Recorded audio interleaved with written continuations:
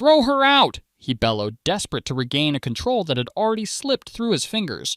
"Now get her out of my lobby!" But no one moved. Instead, a loose, protective circle of hotel guests had formed around a woman in a plain black t-shirt and jeans, shielding her. Standing shoulder to shoulder with her was the hotel's youngest concierge, a woman named Elena Ruiz, her expression defiant. What the manager, Gregory Vance, didn't know is that the woman he was trying to eject didn't just own the lobby. She owned his entire future. And in less than 60 seconds, she was going to erase it. But to understand how a hotel manager's world could implode in a single, public moment, we must go back 9 minutes. The morning had begun like any other for Elena Ruiz.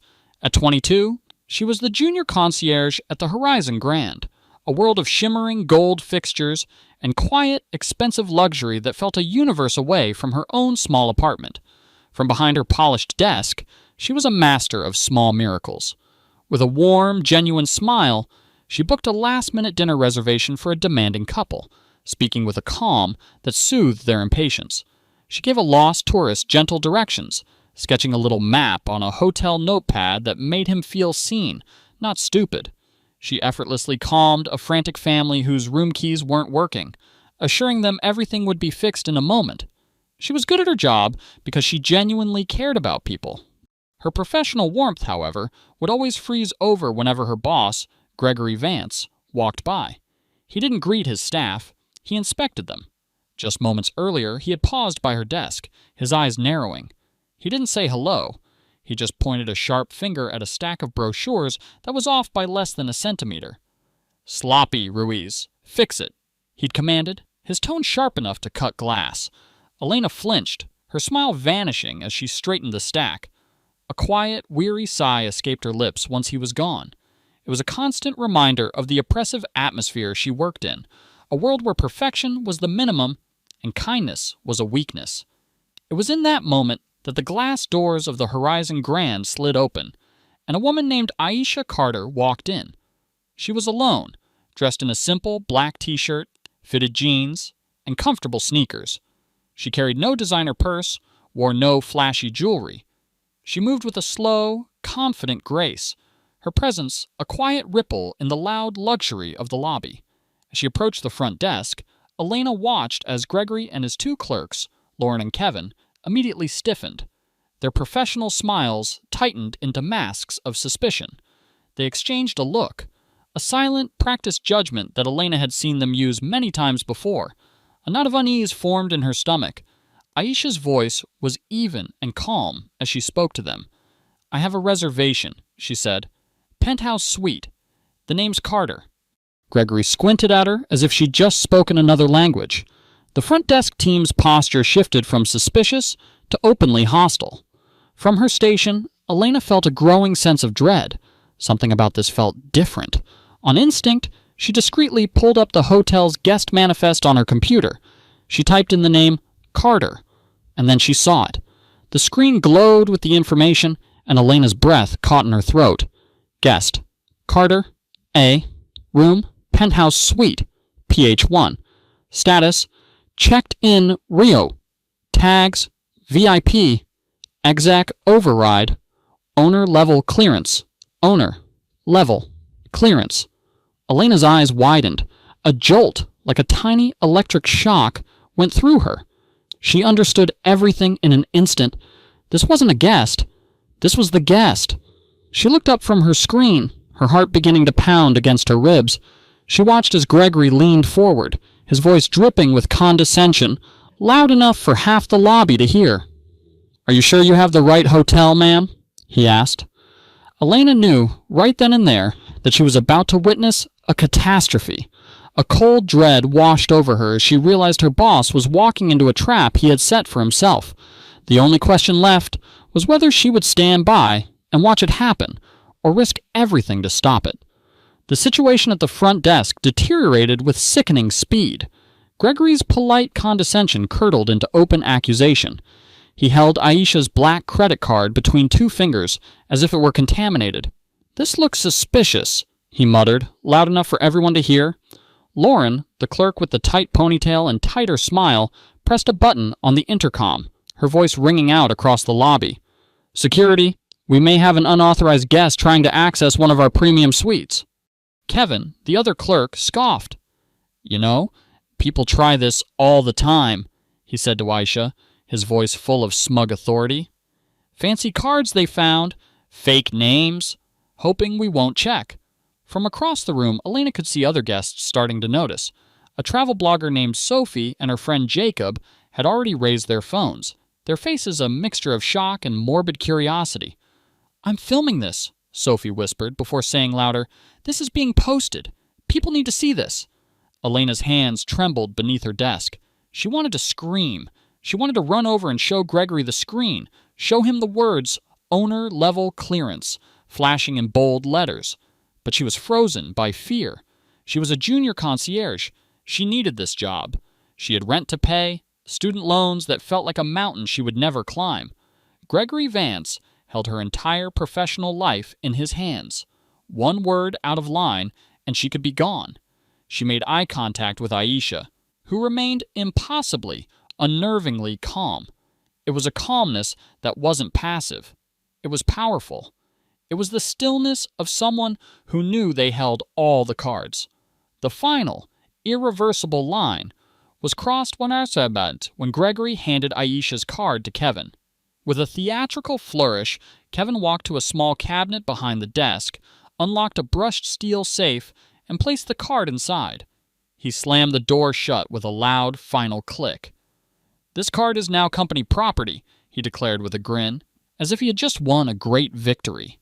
The sheer audacity of the act, the theft, disguised as policy, was breathtaking. And it was then that Lauren, emboldened by her manager's cruelty, stepped out from behind the desk. She walked right up to Aisha and grabbed her arm. "You've been warned," she hissed, her fingers digging into Aisha's sleeve. "It's time for you to leave." That was it. That was the moment for Elena. The image of Lauren's hand on Aisha's arm burned into her mind. In that split second, her own fears seemed to shrink. She glanced at the small framed photo on her desk, a picture of her and her younger sister, smiling. Her mother had always taught her to stand up for what was right, even when it was scary. Especially when it was scary. She thought about her job, her paycheck, the reference she desperately needed to build a life for herself. She saw the overdue rent notice on her fridge, the student loan statement sitting on her kitchen table. The cost of speaking up was real. It was terrifying. It meant losing everything she had worked so hard for. But then she looked at Aisha, a woman being humiliated, harassed, and physically assaulted for no reason other than the fact that she didn't look the way Gregory Vance thought wealth was supposed to look. And in that moment, the fear of losing her job was finally smaller than the shame of staying silent. She took a deep, shuddering breath, pushed her chair back, and stood up. She stepped forward from behind the safety of her desk, her heart hammering against her chest. Her voice trembled at first, but it was clear. "You can't put your hands on a guest," she said. Lauren and Gregory spun around, their faces masks of disbelief. Gregory's eyes narrowed into slits of fury. "You stay out of this if you want your job, Ruiz!" he snarled, the threat hanging heavy in the air. But Elena didn't back down. The fear was still there, but now it was mixed with something else. Resolve. She looked Gregory directly in the eye, her voice growing louder, stronger. "Her reservation is valid," she declared, her words cutting through the tense silence. "I saw it." She took another step forward, standing between her bosses and the woman they were tormenting. "And I won't lie for you." That act of defiance was the spark that lit the fuse. Challenged by his lowest-ranking employee in front of a growing audience of guests with raised phones, Gregory's composure shattered completely. His face turned a deep, blotchy red, and he bellowed the words that would seal his fate. "Throw her out! Now! Get her out of my lobby!" And that is when the world of Gregory Vance began to end. We are back in that moment, but everything has changed. The power has shifted. It is no longer the staff against a lone guest. It is the staff against everyone.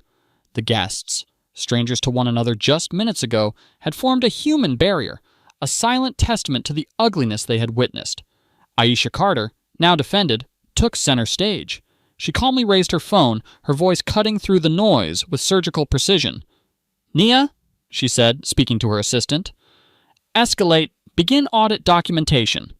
She then stepped forward, moving past the protective circle of guests, and walked right up to the front desk, where Gregory stood frozen, his face a canvas of confusion and rage. She looked him in the eye. "My name is Aisha Carter," she said, her voice even and clear. "I am the founder and CEO of Horizon Hospitality Group." The words hung in the air, heavy and absolute. A collective gasp went through the lobby. The color drained from Gregory's face. Lauren's mouth fell open in silent horror. Kevin looked as if he had been struck by lightning. The travel blogger Jacob audibly whispered into his phone, "Oh my God, she owns the place. She owns the whole company." Aisha tapped her phone again, putting her head of operations, a woman named Carla, on speaker. Carla's voice was crisp, professional, and devoid of emotion. "Aisha, we are standing by." Aisha never broke eye contact with Gregory. "Terminate Gregory Vance," she commanded. "Terminate Lauren Hayes. Terminate Kevin Patel. Immediate removal from the Horizon system." In the stunned silence of the lobby, 3 small, quiet sounds were heard. Buzz, buzz, buzz. The access badges pinned to the uniforms of Gregory, Lauren, and Kevin all flashed the button Final Red. They were locked out. The sound was not loud, but it was the most definitive sound any of them had ever heard. It was the sound of their careers ending. Gregory, in a last, desperate plea, stumbled forward. "You set us up," he stammered. "Why didn't you just say who you were?" Aisha's response was not one of anger, but of profound principle. "I gave you every chance to treat me with basic human dignity," she said, her voice cold and steady. That was the only test. But her goal wasn't just to punish them. It was to fix what they had broken. Instead of savoring her victory, she pivoted. This was her true request, not for personal vengeance, but for systemic change. She turned back to her phone. "Carla," she said, "this isn't just about them. I want a full, top-down audit of this location's complaint logs for the last 2 years. And I want to announce a new initiative, effective immediately. Zero tolerance for guest profiling. Mandatory recertification for all guest-facing staff, company-wide. This lobby," she declared, her voice resonating with purpose, "is now ground zero for reform."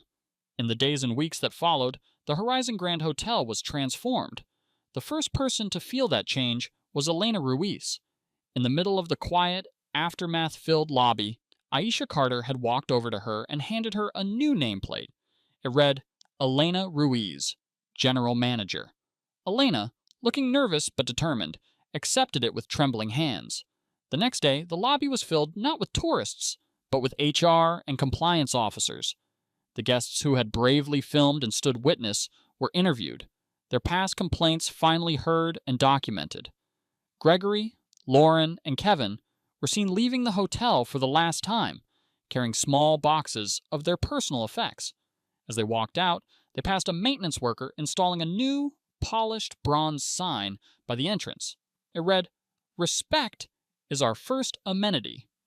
The ripple effect of that single moment in the lobby spread far beyond Seattle. A national meeting of all Horizon managers was called. On a giant screen, Aisha's face was projected. And sitting right beside her, speaking about her experience, was Elena. Months later, the Horizon Grand Lobby was bustling once more, but the atmosphere was different. It was warmer, more inclusive. Elena, now a confident and respected leader, greeted a young family at the check-in desk, handing the delighted children 2 small hotel-branded teddy bears.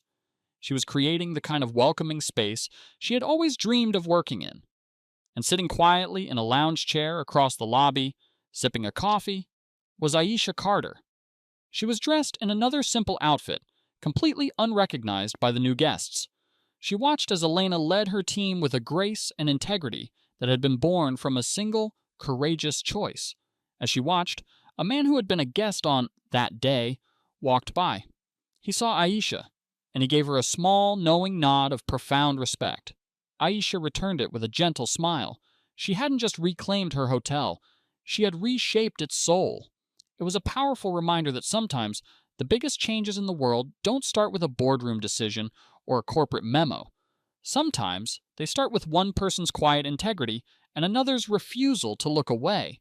One kind act and one brave stand had created a ripple of goodness that was now touching countless lives, proving that the most valuable thing a business can build is not an empire, but a community founded on dignity for all.